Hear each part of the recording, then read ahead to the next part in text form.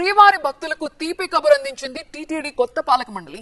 Queue line లో పడిగాపులు లేకుండా 3 గంటల్లోనే స్వామివారి దర్శనం కల్పించాలని డిసైడ్ అయింది.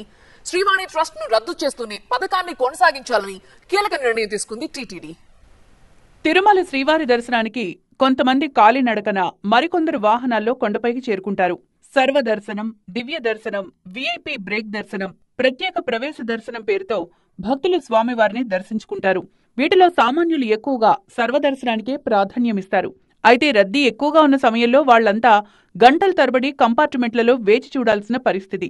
ఇక ఆ పరిస్థితి లేకుండా 2-3 గంటల్లోనే భక్తులకు దర్శన భాగ్యం కల్పించాలని టీటీడీ పాలక మండలి నిర్ణయం తీసుకుంది. ఆర్టిఫిషియల్ ఇంటెలిజెన్స్ సాయంతో వర్చువల్ క్యూ లైన్లు ఏర్పాటు చేసి సర్వదర్శనం భక్తులకి 2-3 గంటల్లోనే దర్శనం కల్పించేలా చర్యలు తీసుకోవాలని డిసైడ్ అయింది.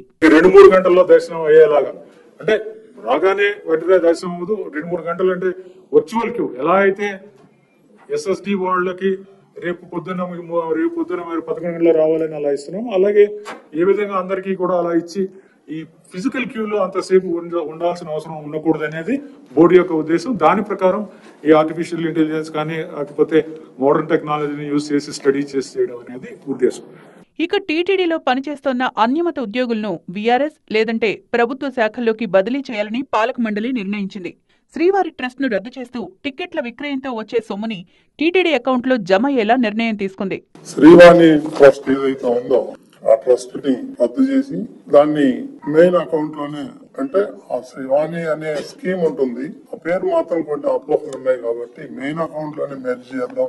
నిపుణుల్ని సంప్రదించి వాళ్ళు ఏ విధమైనటువంటి సలహాలు ఇస్తారో దాన్ని బట్టి నేను నిర్ణయం తీసుకోవడం జరుగుతుంది.